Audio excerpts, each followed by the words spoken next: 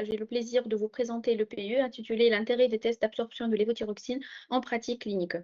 Donc, on va suivre le plan suivant. On va commencer par une introduction et puis on va parler de l'hypothyroïdie réfractaire, des causes de malabsorption vraie de lévothyroxine, mais aussi de la pseudo-malabsorption pour arriver au test d'absorption de lévothyroxine et finir par une conclusion. Alors, pour introduire le sujet, je dirais que l'hypothyroïdie est la plus fréquente des dysfonctions thyroïdiennes. Elle a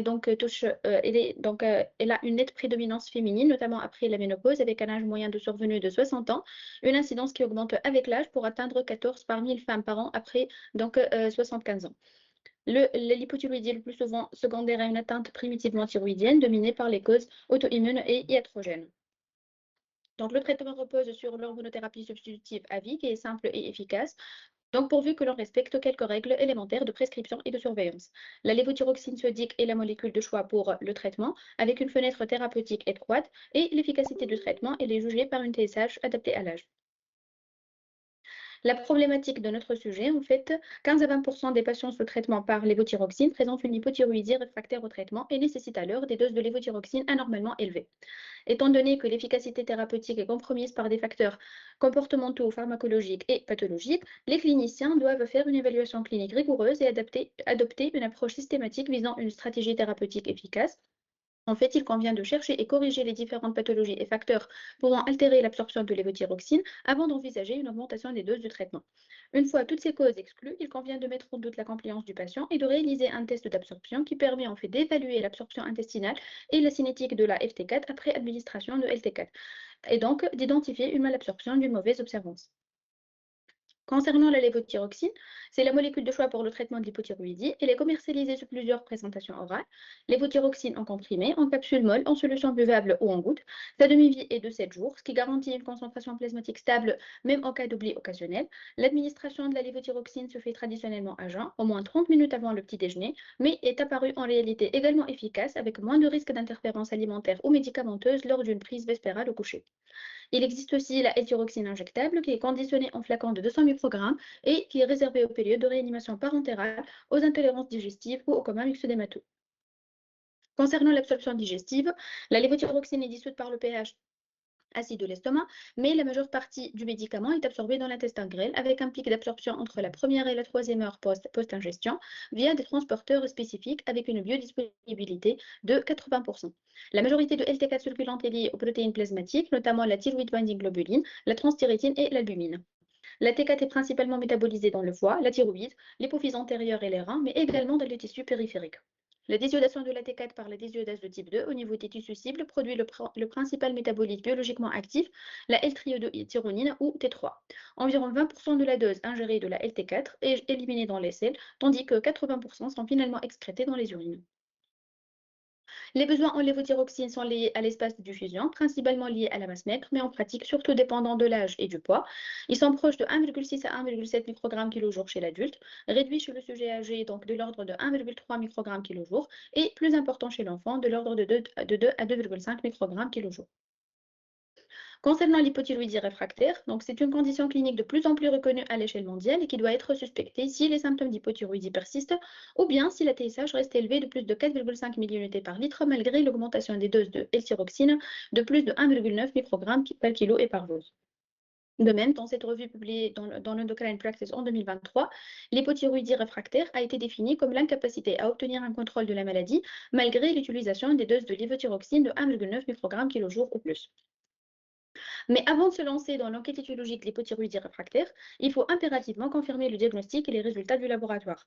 En fait, des niveaux de TSH fortement élevés en l'absence de faibles niveaux ou de valeurs normales basses d'hormones thyroïdiennes suggèrent d'autres diagnostics ou explications pour l'augmentation des besoins, comme une interférence d'anticorps hétérophiles dans les mesures de TSH. Donc, face à une hypothyroïdie réfractaire, une approche en 8 étapes validée par l'expérience clinique a été recommandée comme alternative à l'escalade habituelle des doses de lévothyroxine. En premier lieu, il faut donc confirmer le diagnostic et les résultats du laboratoire, comme on l'a déjà dit. Il faut évaluer l'observance thérapeutique puisque la mauvaise adhérence au traitement, elle constitue la principale cause d'hypothyroïdie réfractaire. Il faut vérifier les boîtes de médicaments et les comprimés du patient parce qu'en fait, la dose rapportée par le patient peut parfois différer de celle prescrite et des erreurs de délivrance en pharmacie peuvent survenir. De même, il faut vérifier les conditions de stockage des comprimés de lévothyroxine. Donc, puis, il faut vérifier l'historique et les conditions de prise de LT4 donc par exemple l'horaire de prise et le respect du délai de prise entre le médicament et l'alimentation. Puis il faut chercher une malabsorption gastro-intestinale ou bien des interférences médicamenteuses ou nutritionnelles pour finalement faire le test d'absorption de LT4 qui va nous permettre donc de différencier entre une pseudo-malabsorption ou bien une vraie malabsorption et finalement faire une prise en charge holistique du patient. Donc, concernant la malabsorption vraie, la première cause sont les pathologies organiques. En effet, toutes les causes de maldigestion ou de malabsorption accroissent les besoins hormonaux. Cette figure montre les principales affections pathologiques et conditions post-chirurgicales entraînant une malabsorption de la T4 classées en fonction du site primitif atteint, à savoir l'estomac. Donc, on cite la gastrite AHP, l'entrite, la pangastrite, l'atrophie gastrique, ou bien donc au niveau de l'intestin, essentiellement la maladie cœliaque, l'intolérance lactose, les parasitoses. Pour la chirurgie bariatrique, ces effets sont ambigus. En fait, d'une part, la perte de poids réduit les besoins et d'autre part, l'absorption de la médication est affectée à des degrés divers selon le procédé interventionnel et les individus. Donc, globalement, les besoins apparaissent assez peu modifiés. Dans ce cadre, la présente étude a examiné de manière systématique la problématique chez des patients atteints de maladies cœliaques atypiques, ne présentant pas de symptômes gastro-intestinaux notables, mais souffrant d'anémie philippide, d'un retard staturo-pondéral ou d'un faible poids, et a conclu que ces patients peuvent nécessiter une dose plus élevée de lévothyroxine et ce besoin accru peut être corrigé par un régime sans gluten. Donc le corollaire, c'est que certains patients présentant des signes de malabsorption de la LT4 peuvent être atteints de maladies cœliaques atypiques. Donc l'absorption de lévothyroxine est réduite aussi par interférence avec de nombreux médicaments, y compris les inhibiteurs de pan-vaprotan qui entraînent une réduction de l'ionisation gastrique de LT4, qui est une préalable favorable à l'absorption du EDN. Donc, aussi les sels de fer, de calcium, de magnésium, l'hydroxyde d'aluminium, les pansements digestifs. Dans le sucre alphate entraîne une complexification de l'hormone dans la lumière intestinale et donc une diminution de son absorption. Aussi les inducteurs enzymatiques, à savoir le phénobarbital, la phénitoïne, la rifampicine, qui entraîne une accélération du métabolisme de la LT4, et de même la cholestéramine, qui entraîne une réduction du cycle entérohépatique des selles biliaires, et parallèlement de la LT4. Il existe aussi des interactions nutritionnelles et parmi donc les aliments interférant avec l'absorption de ST4, on cite le soja, les prunes, les noix, la phytothérapie, le café et aussi le régime riche en fibres. Donc, cette figure montre quelques nutriments et médicaments interférant avec l'absorption de LT4 selon le site prédominant d'interférence. Au niveau gastrique, on a les IPP, les anti-H2, les citrates et les carbonates de calcium. Au niveau intestinal, donc, on cite les sels de fer, la cholestéramine, la ciprofloxacine, les antidépresseurs tricycliques, les bêta-bloquants et l'interférence au niveau, donc, à la fois au niveau gastrique et intestinal, hydroxyde d'aluminium, sucre alphate et le lait. Donc, ceci est un tableau qui récapitule les causes de malabsorption vraies et conditions augmentant l'élimination des hormones thyroïdiennes qui peuvent être classées en quatre catégories. Donc, essentiellement les maladies gastro-intestinales, notamment la maladie cœliaque, les infections AHP, la chirurgie bariatrique, les interactions médicamenteuses et nutritionnelles. Et la quatrième catégorie sont les causes d'augmentation du métabolisme ou de l'élimination de l'AT4, donc par exemple comme les inducteurs enzymatiques ou bien le syndrome néphrotique. Donc, un mot concernant la L-thyroxine et grossesse. En fait, les besoins en LT4 augmentent pendant la grossesse du fait de l'élévation de la TBG sous l'effet des oestrogènes, de la fourniture au fœtus et donc de la dégradation accrue par les désiodèses placentaires. De ce fait, et pour subvenir exactement aux besoins précoces du fœtus, la posologie de la lévothyroxine doit donc être systématiquement majorée d'environ 30% dès la confirmation de grossesse et donc suivie d'une réévaluation 6 semaines plus tard du taux de la TSH. Connaît-il la pseudomalabsorption, qui est la mauvaise adhérence au traitement? C'est la cause la plus fréquente d'hypothyroïdie réfractaire, rencontrée dans plus de 90% des cas. Donc, il peut s'agir d'un saut de prise, d'un non-respect du délai entre la prise et l'alimentation, qui est rencontré chez plus de 21% des patients, ou bien d'un non-respect de l'horaire de prise. La pseudo-malabsorption est rencontrée chez des patients avec un terrain psychologique fragile, mais sans maladie psychiatrique évidente, qui montre une compliance à tous les tests et toutes les solutions thérapeutiques proposées et un nomadisme médical, c'est-à-dire la multiplication de consultations médicales pour le même motif. Il s'agit d'un diagnostic d'élimination après avoir éliminé toutes les autres causes organiques. Et donc, le test d'absorption dans ce cas montre une absorption effective avec un pic d'absorption de à 4 heures après administration de LT4, éliminant ainsi une malabsorption organique. Donc, comment gérer la pseudo-malabsorption de ST4? En fait, plusieurs options thérapeutiques sont possibles. Donc, essentiellement l'éducation du patient, la prise orale supervisée du médicament, ou bien donc une forte dose hebdomadaire, donc le changement de formulation, ou même l'administration injectable au niveau ONIM de lévothyroxine. Donc, ceci est un case report qui a visé à évaluer la prise hebdomadaire de L-thyroxine dans un cas de non-observance au traitement substitutif. Donc, la figure 1 montre l'absorption de L-thyroxine qui était normale après test d'absorption, confirmant alors le diagnostic de pseudo-malabsorption. Et la figure 2, elle montre la TSH qui était par la suite normalisée par une prise orale hebdomadaire de 1000 microgrammes de L-thyroxine. De même, cette étude publiée en 2021 a visé à évaluer l'efficacité et la tolérance de l'administration hebdomadaire de lévothyroxine chez des adultes atteints d'hypothyroïdie et a conclu que l'administration hebdomadaire de lévothyroxine peut donc entraîner une suppression moindre et des taux sériques de moyens de TSH plus élevés tout en restant dans les limites de référence normales. Elle pourrait représenter une alternative appropriée pour les patients non observants. Outre la mauvaise adhérence au traitement, un résultat normal au test d'absorption peut évoquer aussi des erreurs liées à la prise ou au stockage de LT4. En fait, la présente étude a visé à signaler les patients présentant une hypothyroïdie réfractaire avec un mauvais stockage avéré des comprimés de lévothyroxine. Donc, une anamnèse minutieuse a révélé que ces patients stockaient les comprimés de lévothyroxine de manière inappropriée. Et la normalisation des concentrations sériques de TSH a été obtenue dans tous les cas, en recommandant simplement de stocker les nouveaux comprimés à l'abri de la chaleur, de la lumière et de l'humidité. Donc, en plus des modalités correctes de prise des comprimés de LT4, il est également nécessaire d'informer les patients sur les conditions appropriées de conservation. Donc, ceci est un algorithme diagnostique pour l'hypothyroïdie réfractaire. Donc, en fait, s'il y a des causes non pathologiques identifiées, il faut faire l'éducation et la correction du problème identifié. Sinon, il convient de faire le test d'absorption de la LT4. Donc, si on a une absorption normale au test d'absorption, là, il s'agit d'une pseudomalabsorption. Donc, il faut faire l'éducation et l'évaluation psychiatrique. Sinon, s'il montre une malabsorption, donc là, il faut chercher la cause de cette malabsorption. Donc, il peut être une infection AHP, une maladie cœliaque, une intolérance au lactose, une cirrhose hépatique, une insuffisance pancréatique exocrine ou même un syndrome néphrotique. Donc, arrivons maintenant au cœur de notre sujet, qui est le test d'absorption de LT4. Donc, on va se baser essentiellement sur cette revue de littérature publiée par l'Endocrine Society en 2023, où un total de 43 publications en texte intégral ont été analysées et qui avait pour objectif principal de passer en revue les publications rapportant les détails méthodologiques et ou les données relatives au test, ainsi que d'utiliser ces informations pour proposer un format de test standardisé qui serait d'une grande utilité pour orienter les décisions thérapeutiques. Donc, la première question qui se pose, comment les patients sont-ils préparés pour le test d'absorption? Donc, comme pour de nombreux tests biomédicaux, il faut jeûner pendant la nuit avant le test, car la présence et le type de nourriture ou de boisson dans l'estomac peuvent modifier l'absorption intestinale de la LT4. Il ne faut pas manger ou boire pendant le test. Et donc, la FDA aussi recommande de ne pas consommer aucun aliment pendant toute la durée du test, avec une possibilité de boire de l'eau après la première heure du début du test.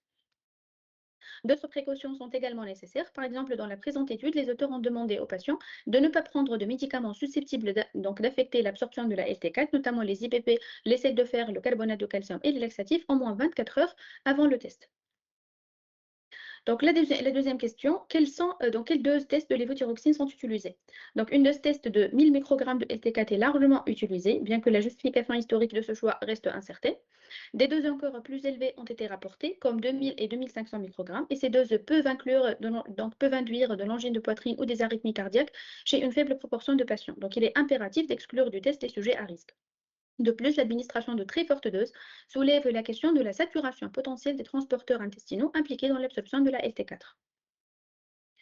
Donc, une dose test de 600 microgrammes est également largement utilisée, peut-être en raison de la recommandation de la FDA qui suggère qu'une dose de 600 microgrammes permet de faire apparaître clairement un pic de T4 au-dessus du niveau basal. Donc, Gonzalez et Al font partie des rares chercheurs et ont proposé une certaine standardisation de la dose test en fonction de l'âge et de l'IMC.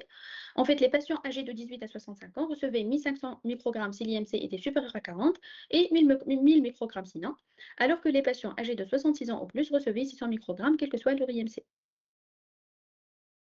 Alors, quelles formulations de lévothyroxine sont utilisées? La plupart des études ont utilisé l'administration de comprimés habituels du patient ou d'une marque couramment prescrite accompagnée d'un verre d'eau pour faciliter la déglutition. Et dans certains cas aussi, les comprimés ont été écrasés avant administration pour améliorer l'absorption. Dans un case report concernant un patient atteint de thyroïdite de Hashimoto, présentant une résistance médicamenteuse multiple, les auteurs ont suggéré que la LT4 provenant de comprimés écrasés était absorbée plus rapidement que celle-ci de comprimés non écrasés. Donc, allant reporter plusieurs tests d'absorption de LT4 réalisés chez les mêmes patients avec différentes formulations. Donc, premièrement, une dose de 1000 à 2000 microgrammes de lévothyroxine sodique a été administrée sous forme de 5 à 10 comprimés de 200 microgrammes. Et la formulation liquide de LT4 destinée à l'administration parentérale a montré en fait une meilleure absorption chez le même patient. Enfin, ils ont administré 1000 microgrammes de comprimés pulvérisés de lévothyroxine via une sonde nasogastrique. Et cette méthode a entraîné une absorption 2 fois supérieure à celle observée avec une dose de 2000 microgrammes administrée sous forme de comprimés non écrasés ou même sous forme liquide. Dans quelle analyse faut-il doser donc, pendant le test et quelles mesures utiliser? En fait, différents auteurs ont suggéré que la standardisation du test d'absorption pourrait passer par le dosage de la thyroxine totale, permettant ainsi d'estimer approximativement le pourcentage de la dose test absorbée. Toutefois, la thyroxine donc libre, la FT4, a dans la pratique clinique largement remplacé la thyroxine totale. Dans ce sens, tant que SANE allant mener une étude dont l'objectif était d'évaluer l'intérêt clinique du dosage de la FT4 dans le cadre du test d'absorption de la FT4. Donc, la figure 1 illustre en fait la forte corrélation entre les mesures de la thyroxine totale et de la FT4. Et la figure 2 illustre la comparaison de l'absorption moyenne de FT4 et TT4 sur une période de 6 heures qui a montré une corrélation significative à chaque point de mesure entre les deux analyses. Donc, plusieurs auteurs ont suggéré que la standardisation du test en dosant la thyroxine totale permet de calculer approximativement le pourcentage de la dose test absorbée, et cela est intuitif lorsqu'on cherche ensuite à définir une malabsorption. Donc, l'équation fréquemment utilisée à cette fin est la suivante. Donc, le pourcentage d'absorption de l'évothyrox est défini par l'incrément de TT4, qui est donc le pic ou bien la concentration maximale moins la concentration de base, fois 10, sur la dose totale ingérée de lévothyroxine en microgrammes, fois le volume de distribution qui est défini par 0,442 fois l'IMC, fois 100. Donc, quelle est la durée d'un test d'absorption de lévothyroxine? En fait, dans la majorité des tests, on observe un pic de concentration sérique de TT4 ou FT4. Et l'amplitude de ce pic, donc Cmax, est ensuite analysée pour évaluer l'absorption ou la malabsorption. Ainsi, la durée du test d'absorption dépend du temps pour atteindre donc le pic, qui est donc le Tmax. Un test d'une durée de 6 heures est généralement nécessaire pour observer donc ce Tmax à 4 heures. Donc, Algene et Al ont formellement étudié la durée optimale du test d'absorption de LT4 en comparant 3 protocoles classiques. Le test court ou bien rapide qui dure 6 heures et qui consistait à administrer donc en fait 1000 microgrammes de LT4 à jeun, suivi de mesures de FT4 à 0, 30, 45, 60 et 120 et parfois 240 minutes. Le test lent, donc il dure 5 semaines avec 1,6 microgramme kg de LT4 administré une fois par semaine et dosage de TSH et FT4 à 0, 1, 2, 3, 4 et 4 heures post-ingestion. Et le test modifié qui dure 5 jours et qui implique la prise quotidienne de la dose habituelle pendant 5 jours consécutifs avec dosage de TSH, FT4 et FT3 aux jours 1 et 5. Donc les auteurs ont décrit un cas de test lent réussi et donc montrant une absorption adéquate et permettant de maintenir la relation thérapeutique avec le patient, ce qui est parfois compromis lors de suspicion de non-observance. Donc, cet article publié en 2024 illustre une étude transversale menée auprès de 25 cas d'hypothyroïdie réfractaire appareillés selon l'âge et de 24 témoins réagissant favorablement au traitement, qui avait pour objectif d'évaluer l'utilité du test d'absorption dans un contexte de ressources limitées, ainsi que les facteurs associés à l'hypothyroïdie réfractaire. Donc, un test d'absorption sous supervision a été réalisé à l'aide de 1000 microgrammes de FT4. Les taux sériques de FT4 ont été mesurés à 0, 1, 2, 3, 4 et 5 heures. Le test rapide d'absorption sous supervision, utilisant uniquement 2 prélèvements pour le dosage de la FT4, donc un au départ et un au pic d'absorption à 3 heures, est simple, pratique et économique, en particulier dans les contextes de ressources limitées. Dans la littérature, la grande majorité des pics de FT4 ou de TT4 ont été observés après 2, 3, 4 ou 5 heures. Gonzalez et Allon décrit un test standard d'absorption de lévothyroxine sur 6 heures, mais la durée donc, de 4 heures est la plus fréquemment rapportée dans la littérature et semble être le meilleur compromis entre la rapidité et la précision. Donc, un petit récap sur le test d'absorption. Donc, avant le test, il faut faire un ECG, une évaluation cardiologique, donc chez les patients âgés et ceux atteints de pathologie cardiaque. Il convient d'administrer une dose unique de 600 à 1000 microgrammes de lévothyroxine. Le test d'absorption, il est réalisé sous surveillance étroite et il faut mesurer la FT4 ou la T4 totale basale, puis toutes les heures pendant 4 heures. Donc, l'objectif, il est d'identifier la concentration maximale de l'analyte dosée. À quelle fréquence les échantillons sanguins sont-ils prélevés? Des prélèvements sanguins veineux horaires ou toutes les 30 minutes étaient les plus fréquents dans les études analysées. Un prélèvement horaire pourrait être suffisamment fréquent pour détecter et quantifier un pic de FT4 et de TT4. Et plusieurs études ont effectué des prélèvements toutes les 15 minutes pendant au moins une partie de la durée du test, mais cela provoque un inconfort excessif pour le patient. Donc, comment le patient est-il surveillé pendant le test? Plusieurs auteurs ont recommandé une observation directe et continue des patients pendant toute la durée du test, et d'autres ont évalué la pression artérielle et la fréquence cardiaque du patient toutes les heures pendant le test. Donc, quel est le seuil d'une absorption orale normale de lévothyroxine? L'absorption normale, elle est définie par une élévation de la FT4 de plus de 5,14 picomol par litre par rapport à la concentration de base, ou bien un pic de la thyroxine totale de plus de 77 nanomol par litre, ou bien un pourcentage d'absorption de LT4 qu'on a déjà défini supérieur à 60%. Donc, à la lumière des données de la littérature, un résumé des recommandations a été illustré. Donc, la préparation du test, il faut informer le patient de la date du test plusieurs jours à l'avance. Il faut faire un ECG plusieurs jours avant et une TSH 2 à 3 jours avant. Il faut admettre le patient à jeun le matin en hôpital du jour si possible. Et il faut autoriser des quantités modérées d'eau le soir ou le matin avant le test. L'eau doit être interdite 1 heure avant et 1 heure après le début du test. Pour le protocole du test, donc administrer une dose test de LT4 de 1000 microgrammes selon la formulation habituelle du patient, s'assurer que le patient est constamment surveillé pendant le test, effectuer un test de 4 heures et donc avec des prélèvements sanguins à T0 puis toutes les heures. Doser la FT4 ou la thyroxine totale, mais pas la TSH, la FT3 ou la TT3. Donc l'interprétation, une absorption normale de LT4 pendant 4 ou 6 heures du test est définie par une élévation de la FT4 de plus de 5,14 picomol par litre ou un pourcentage d'absorption supérieur à 60%. De plus, un test standardisé a été proposé. En fait, devant une hypothyroïdie réfractaire qui est définie par une TSH constamment élevée, supérieure à 4 malgré une dose quotidienne de LT4 de l'ordre de 2,5 à 3 microgrammes kg jour. Donc, il faut faire un test d'absorption de LT4 avec un apport de 1000 microgrammes de lévothyrox. Donc, si on a un pourcentage d'absorption supérieur à 60% ou une élévation de FT4 suffisante, là, il s'agit d'une pseudo-malabsorption. Il faut examiner davantage le patient et donc éviter la thyrotoxicose. Dans le cas contraire, donc il s'agit d'une véritable malabsorption et donc il faut augmenter la dose quotidienne de lévothyrox afin de restaurer le thyroïdie et il faut orienter le patient vers un gastro-entérologue. Donc, pour récapituler, l'hypothyroïdie réfractaire est l'incapacité de contrôler l'hypothyroïdie malgré des doses de LT4 de 1,9 microgramme kg jour au plus. La cause la plus fréquente est la pseudomalabsorption et aussi les troubles gastro-intestinaux, donc ils sont fréquents puisqu'ils réduisent l'absorption de la lévothyroxine. Le test d'absorption est le gold standard pour évaluer l'absorption de LT4 et une prise en charge adéquate de l'hypothyroïdie réfractaire permet de réduire les doses de LT4 ainsi que le risque de complications cardiaques et osseuses. Donc, pour conclure, l'hypothyroïdie réfractaire présente un défi diagnostique et thérapeutique. La pseudomalabsorption représente la cause la plus fréquente. Le test d'absorption de lévothyroxine est indispensable au diagnostic après avoir éliminé les autres causes classiques. Mais le manque d'uniformité dans la pratique ou l'interprétation de ce test peut expliquer son sous-emploi jusqu'à présent. Donc, une meilleure compréhension de ce test et l'adoption de protocoles standardisés sont cruciales pour les recherches futures. Et je vous remercie pour votre attention.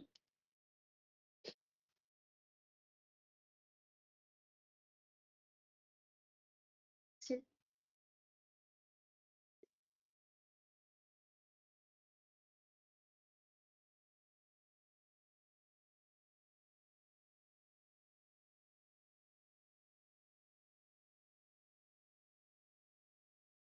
Ah,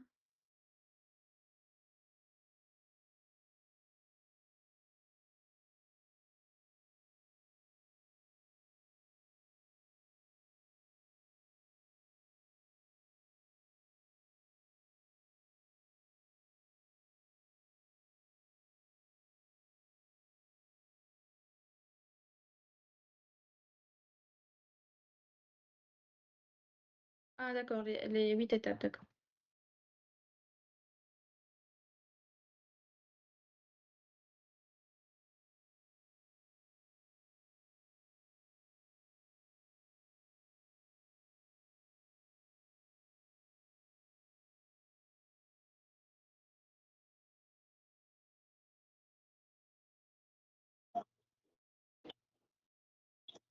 Mhm.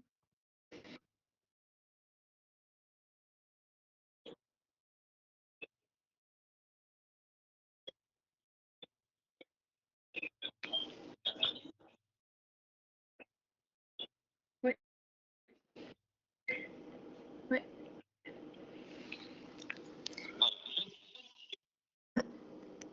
Bravo Marie, يعطيك الصحة pour la présentation. C'est vrai que cette Merci. diapo, c'est la diapo qui peut tout résumer et en fait, c'est le test d'absorption de la lévothyrox, c'est vraiment le septième. C'est-à-dire qu'il faut vraiment éliminer toutes les autres pathologies parce que c'est vraiment très rare. Des pathologies, enfin, c'est plus fréquent dans la population de trouver des erreurs d'interférence médicamenteuse que voilà, d'observance, que vraiment des anomalies d'absorption. Oui. Je ne sais pas si dans la pratique courante, on a des patients. J'aurais aimé que tu commences par des patients pour lesquels on a déjà fait le test. Je sais il y en a déjà, sûrement. Mhm. voilà. والتوا نحب نعرف اللي انا رابحه اختار مع دكتور حمزه اللي هو ما اللي هو قدمني فيه. هو de toute façon. أي وقت في بالي ملفت كاتر ما طلعتش من بالي. في طلعت ولا ما طلعتش عاد؟ في بالي ما طلعتش. ما طلعتش معناتها حمزه ربح. والله نسيت بالضبط، هو مش باسيوني، أما في بالي وقتها قالوا لي ما طلعتش ليفتي كاتر.